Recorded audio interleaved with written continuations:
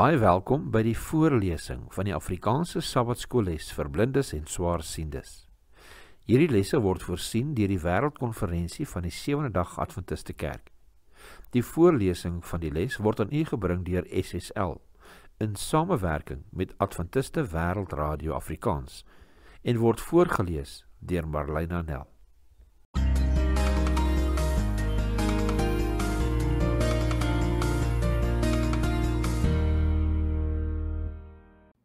Donderdag 15 Januarie, om verenig en vreesloos te wees. Kom ons open met gebed. Liewe Vader, ons bid en ons vra vir u nabyheid en u teenwoordigheid tydens hierdie studering van hierdie studie. Liewe Heer, en laat u wil mag geskied. Ons bid dit in Jesus naam alleen. Amen. Lees Filippense 1 vers 27 tot 30. Wat is die verband tussen om eenvormig saam te stry vir die geloof van die evangelie en om vreesloos te wees? Ons lees Filippense 1 vers 27 tot 30.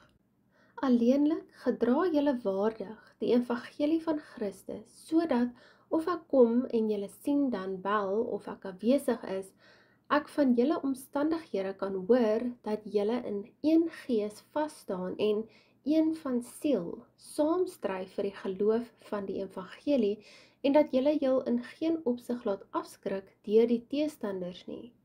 Dit is vir hulle wel 'n bewys van verderf, maar vir julle van redding en dit van God, omdat dit aan julle ter wille van Christus genadiglik gegee is om nie alleen in hom te glo nie, maar ook vir hom te ly, terwyl julle dieselfde stryd het as wat julle in my gesien het en nou van my hoor. Filippense 1 vers 27 tot 30. Satan se strategie is om te verdeel en te oorwin.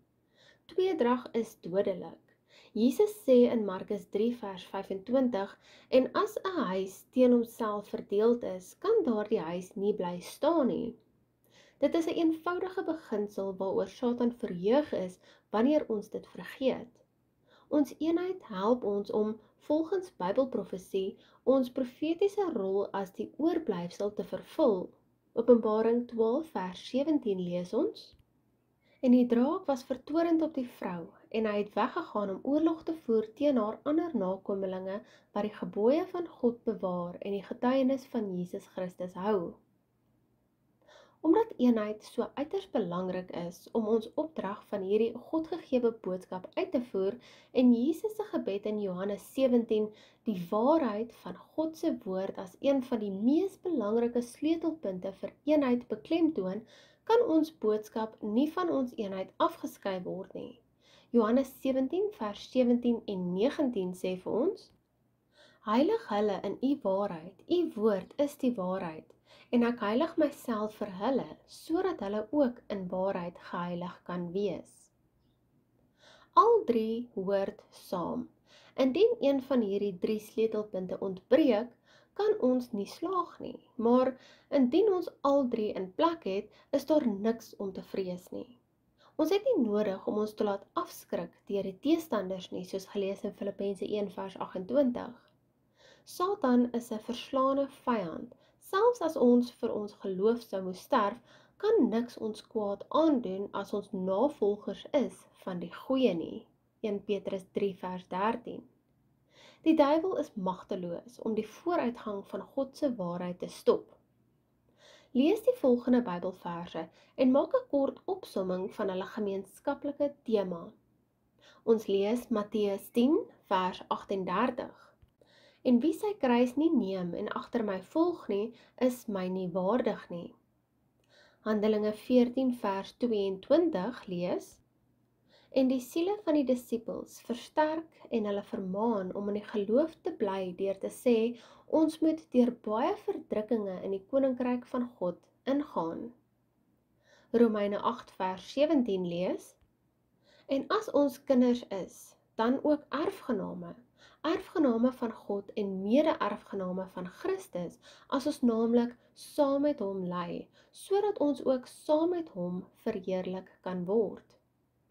2 Timoteus 3 vers 12 lees: En almal wat ook godvrugtig wil lewe in Christus Jesus, sal vervolg word.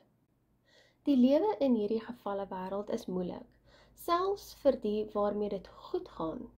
Job was 'n regverdige man. God self het gesê in Job 1 vers 1 dat hy was vroom en opreg en godvreesend en een wat afgewyk het van die kwaad.